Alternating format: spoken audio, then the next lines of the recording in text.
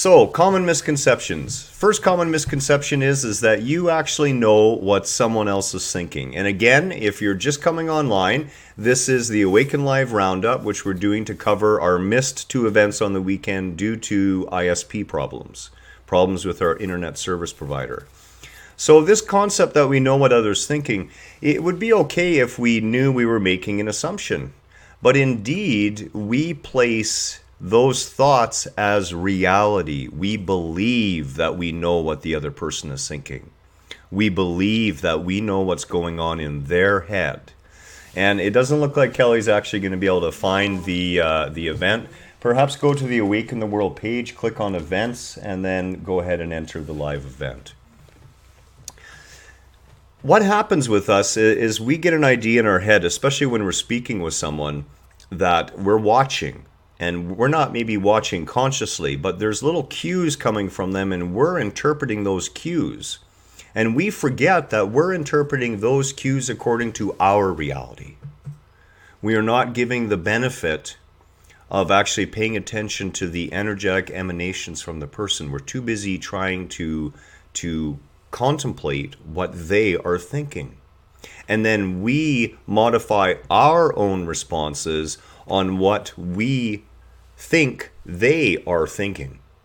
And again, we come back to this real confusion. How does honest communication occur when we believe in our head what someone else is thinking and we do not give them the option to let us know?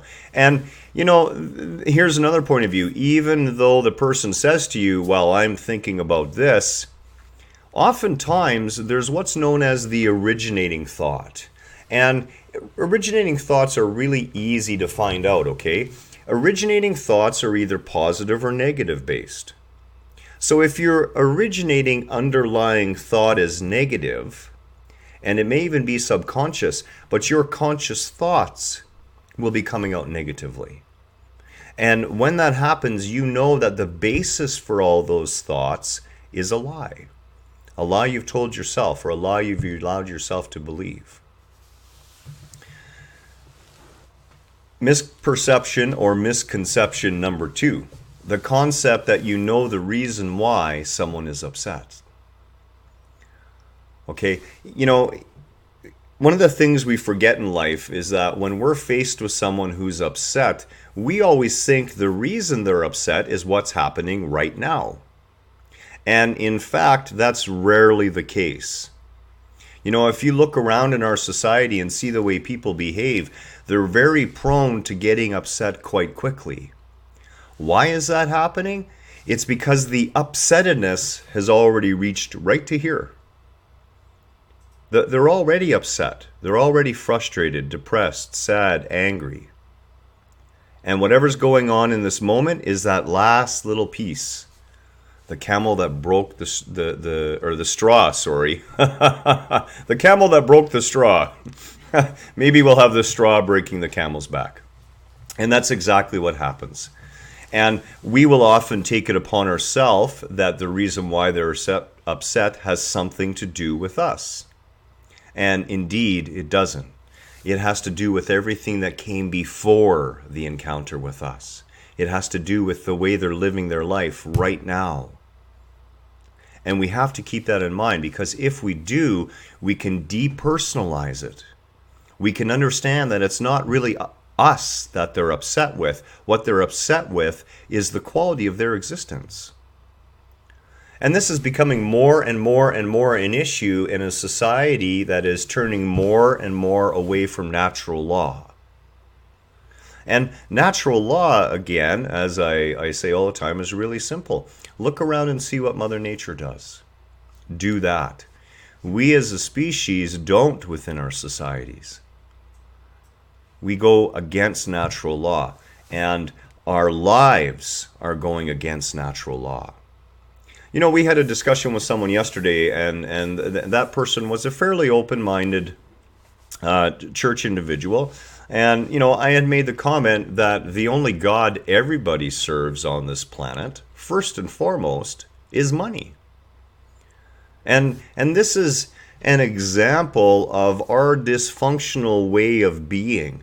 We are a slave to this God called money, and we dreamt it up. It exists nowhere. No other place in the universe is our cash recognizable as anything. There is another species on this planet who can recognize cash. It is just us. And we allow the God of money to control every aspect of our existence from top to bottom. And I do apologize. It doesn't appear that Kelly's able to find the event. And for that, I am sorry. And we were just going to continue on. So the third misperception, and here's another big misperception that we carry around, is that we are our experiences. Okay? What ego is, what that false sense of I is the sum total of all your experiences. And you think that's what you are. You think you're the sum total of what you've experienced. And you're not. What you are predates the experience. What you are started at creation and will be here for eternity. That experience is not you. That experience is simply that. It is experience. It is the memory bank of everything that's happened to you, everything that you've said, everything that you've done, everything that's been said to you, everything that's been done to you, every situation, every adventure, every night in fear, every night in sadness, every day in happiness, every day in joy. All of those are contained within you as a giant memory bank. A walking, talking, breathing experience machine. Gathering experience and reflecting that experience through its own unique perceptions back to the creative essence of the all, that sea of consciousness, which you're a part of. You are not your experiences. Never allow yourself to be belittled or made small based on the concept of what you've experienced in your life. That has absolutely zero to do with it.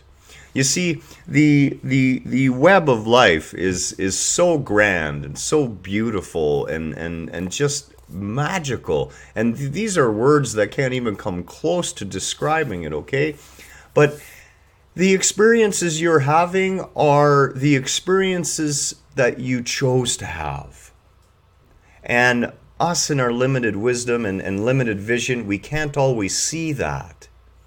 Our experience may look so terrible to us. It may look horrible. We may be homeless. We may be ill. We may be suffering in a lot of pain. And it can be really hard to see by that. But trust me, you are not your experiences. Did you find your way in? Okay, then please stop typing because you're interfering with the video stream. Thank you. More common misperceptions and misconceptions, and we're going to continue on with this. And again, I apologize. I'm not sure what the issue is. You know, we made the event, made it easy to find, and it is a little different than we usually do. And hopefully there'll be a valid reason for this. You are what you do. This is another big misconception that we have about our lives, okay? And it's, if you don't believe me, just walk up to someone and say, well, who are you? There's two answers they're going to give you. They're going to give you your name or their name, and then they're going to give you their profession or the job that they do. So my name is Frank and I'm a soldier. Well, Frank is a label. And soldier is a label. Soldier is not who you are. Soldier is what Frank does. And it doesn't matter what you do, the being you are is not related to what you do. And this is one of the big things in our society which we have to learn to get by. And it is twisted, seriously twisted. We will pay millions of dollars to a football player to run around catching a ball. And yet a teacher down in the States is struggling to make ends meet. And they're tasked with bringing up the next generation. In our societal systems and in many societal systems around the world, what you do determines your place in the strata of society. And I want to talk to you a little bit about that place, okay? We would have it in our mind that the guy driving around the fancy BMW, working in the office, making a couple $100,000 or more a year is above somebody who's working cleaning toilets. I mean, clearly the guy who cleans the toilets doesn't get paid that well, does he? And yet, those people who we would judge through what they do as being in the lower levels of society, that is the underpinning, that is the foundation of our society.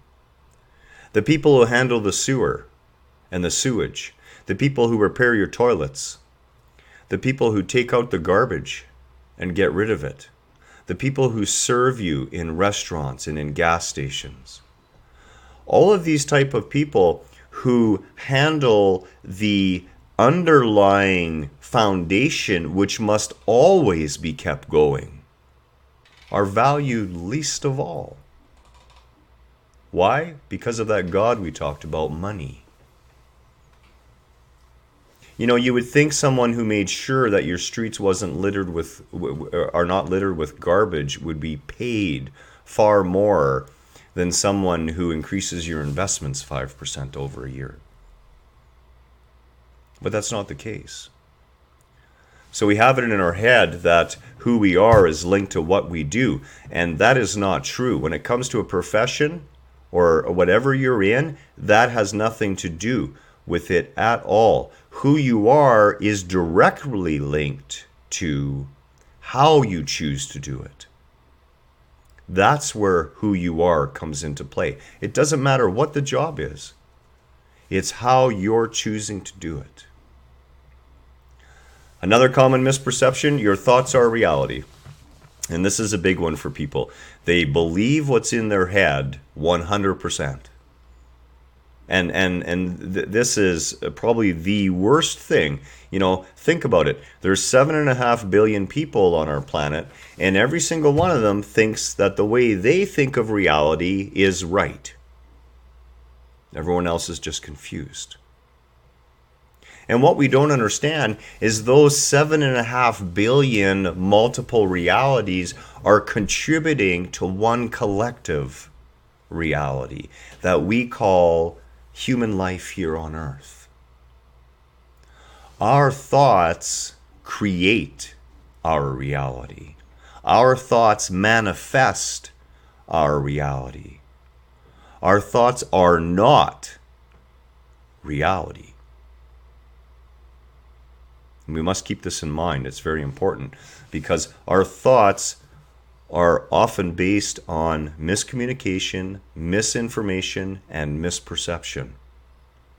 And what happens is we create thoughts, and then we feel a certain way about those thoughts. And if those thoughts are negative, we'll begin to feel negative states. Our body will alert us. And then we will have more thoughts in relation to how we feel about those negative states, and we will call all of that real. And in the process, we turn from liking someone into hating someone, into caring from someone into not wanting anything to do with them, into seeing ourselves in someone else's eyes, and in turn seeing an enemy now. This is what happens when we buy into our thoughts, when we don't examine what we're thinking, when we don't be on guard for that repetitive negative thought process, for those repetitive negative thoughts, for those thought tapes that keep going around and around, looping day after day after day.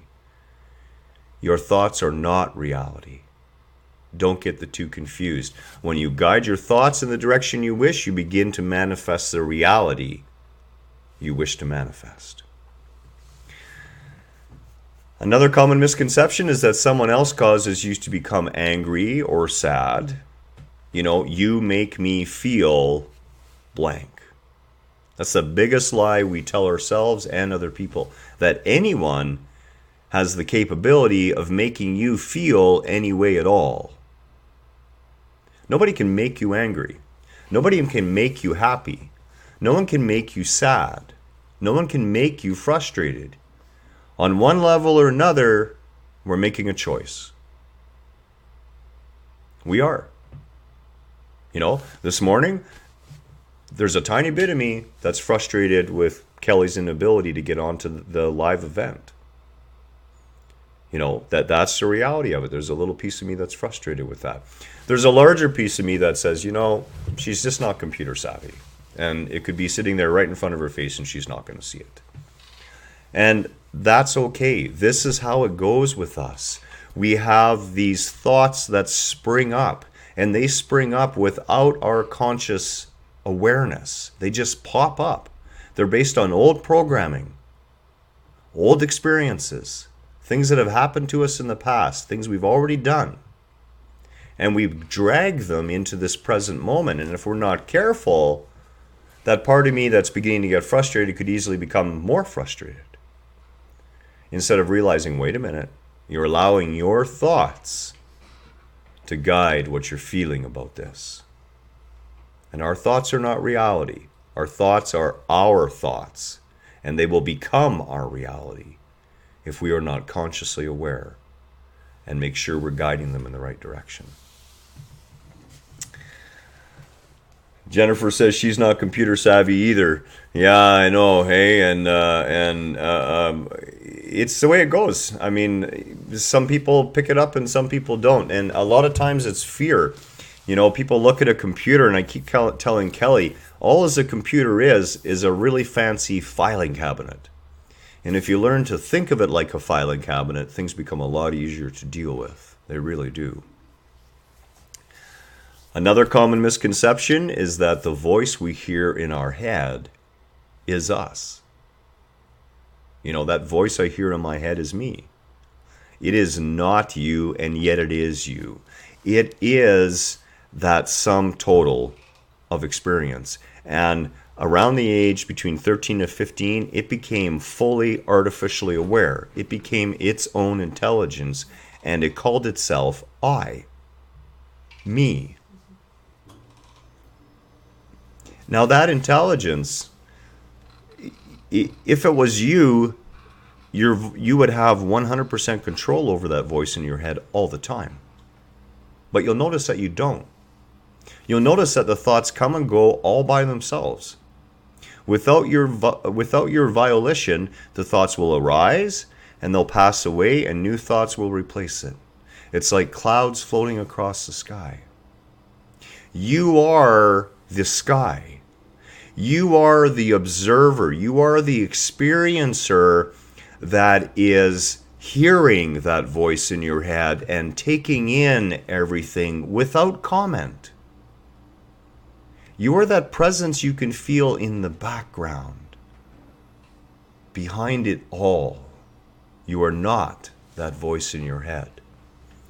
False identification with that sense of I leads you into a separated state.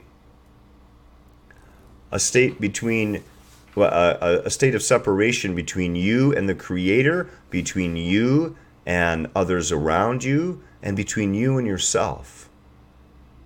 And we can easily separate ourselves because this is what ego likes to do. It likes to break itself into two.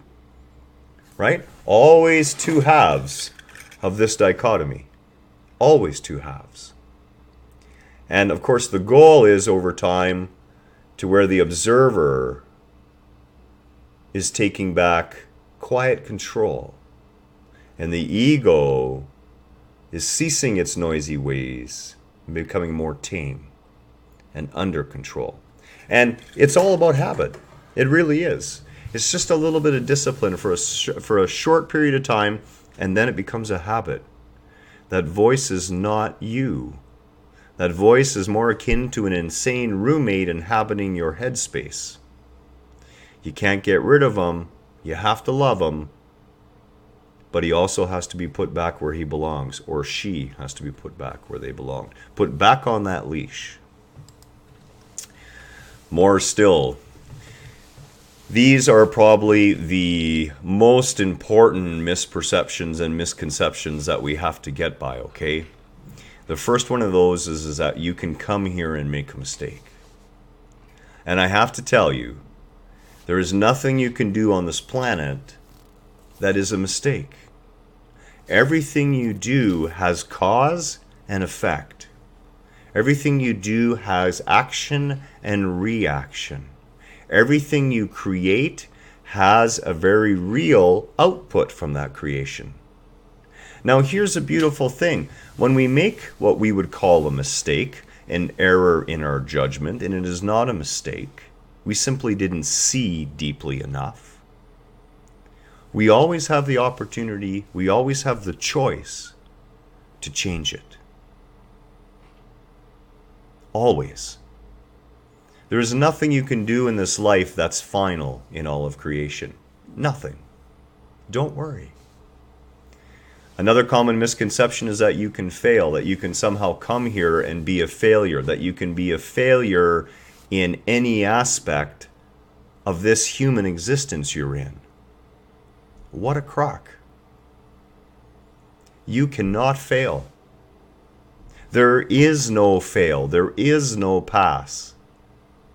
This is not a school. This is a playground. What you're here to do is to come and to play and to experience. Why? So that sea of consciousness, God, can experience itself in every form imaginable, in every way imaginable, through every lens imaginable.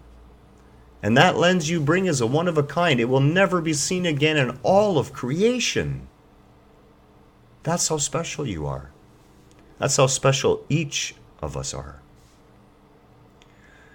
You are not good enough. This is another common misperception that we hold, okay? The idea that we aren't good enough by ourselves. We're not whole enough. We're not complete enough. You were whole and complete and good enough, and you had all the tools you needed the day you were born into this physical plane. That's the truth of it. You are a powerful spiritual being having a human experience. You are not some weak, tiny, flash in the pan being that's here 1 minute and gone the next. That's just the relative experience. And the reason why it's relatively short is because you want different experiences. I mean, really, who wants the same body for more than 100 years? I know I'm kind of getting tired of mine. I'm kind of looking forward to a new round, new body, new shape, new egoic sense of self, new lens to view that creation. This is a one-time experience. Here's another common misperception and misconception and outright lie we tell ourselves, that we're here for a one-time experience. That you're born, you live, and you die, and that's it. It's over. And, if you're religious, well, at that point, after, depending on how long you get here, anywhere between, let's call it 1 year to 100, and a lot of people don't even get that 1 year, that's all you get. Does that sound like reality? Does that reflect what nature shows us? Absolutely not. This is not a one-time experience. Most people are probably sitting around 600-700 lives. Cindy made it. I know people had real problems with the event today. Jennifer got right in. Kelly gave up. She tried for like 20 minutes and she just can't get in. And we will be going back to YouTube later this week. As I said, we tried to do this via Facebook after all our ISP problems. And maybe creating the event was the wrong idea. No wrong. So this is a one-time experience. And of course, as we've said, that's a load of it's a crock. Okay? We are here multiple times, over and over and over again. For all of eternity will we choose to manifest and unmanifest out of the physical realm. Why? Because it's really fun. You see, that powerful spiritual being that you are already He is everything. This is the opportunity where that powerful spiritual being breaks itself down into all these little shards of consciousness. And those shards of consciousness go through an awakening process. And literally, that sea of consciousness is reminding itself. It is remembering itself. And who are the members of it? We are the members. We are what is being remembered, brought back whole again, made to understand that we are always whole. Another one of the final misperception and misconceptions that we have is that you can make God angry with you. And it's impossible. As I've said, I've died twice in my life, and the first time I died, I was a God hater. As a matter of fact, when I died, I was on my way up to judgment, fully intent on doing whatever it took to take God down, take him out, eradicate him. That's the state of being I was in, and I was met with a divine love that defies description. There's nothing you can do to make your Creator angry with you. Why? Because your Creator sees you as the innocent child that you are. It really does. How could you be at fault for anything at all in your limited existence? This universe has been 13.8 billion years in the creation. Are we really to expect that we can make our God angry? The God that created us? Anger is a human emotion based on fear. My God does not feel fear. That sea of consciousness knows no fear and therefore could know no anger. The truth. So we've gone through all the misperceptions and misconceptions, and now it's time to come to the truth of your being. And keep in mind, this is part one. We're going to move on to all the Sunday Live stuff after this, okay? The truth of your being is that you are a powerful spiritual being having a human experience. You are not this small, limited self that you think you are. And by the way, speaking of powerful spiritual beings, Cindy, Kelly, and I want to say we are so happy for you that things are going well and that you're healing well. I mean, our love to you and our thoughts and prayers are for you. And we're just happy that things are going really well. That's awesome. Another point of the truth is that you were never born and you will never die. You have been here since the moment of creation. That moment of creation was that explosion of those shards of consciousness. You've been floating around all of creation for 13.8 billion years. And there's a whole bunch more to go. The birth you think you take in this physical realm is actually more akin to falling asleep for a nap. And the death that you would be so afraid of in this physical life and run from is the angel that ushers you back awake. It's that creature that strokes your head and slowly wakes you from the dream. And you realize that the physical was the illusion. And that the metaphysical or the spiritual is the only reality. And it's wonderful. You were never born and you will never die. You will take on life after life after life in a state of infinite play. Until one day, the consciousness that you manifest here comes into perfect harmony and realization with that one cosmic consciousness. That is the gift we have waiting for us. That is the gift that's there in every moment of every day. You are life itself. And this is probably the most profound truth that people need to grasp. Life does not happen to you. You are life. You are life expressing itself. You are life consciously aware of itself. And you are magnificently powerful in that. You can manifest anything you wish. Anything you desire, we can manifest. Of course, learning to be responsible creators. Just like playing in the playground, you have to be a responsible player with the other kids. This is what we learn if there's anything that we need to learn while we're here. The biggest, grandest one of all, of course, is that there is only one. You know, we have this concept, 7.5 billion beings on this planet, another 20 or 30 billion on another planet, another 5 billion on another planet. And we go, well, look at all these individuals. But in reality, there is only that sea of consciousness manifesting itself in all these myriad forms. It's amazing to me. It's simply amazing.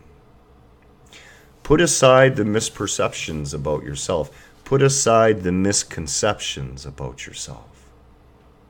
Stop seeing yourself as so little. And follow your heart. Do what you love. Be what you love. Don't worry about the rest. It's not as important as you think in this physical realm. So that wraps up the Help Awaken, Help and Advice Hour, and we're going to be moving on to the Sunday Live. And when I switch the scenes over, hopefully we're not going to lose anyone. So if you do, stay patient, and I will switch them right back.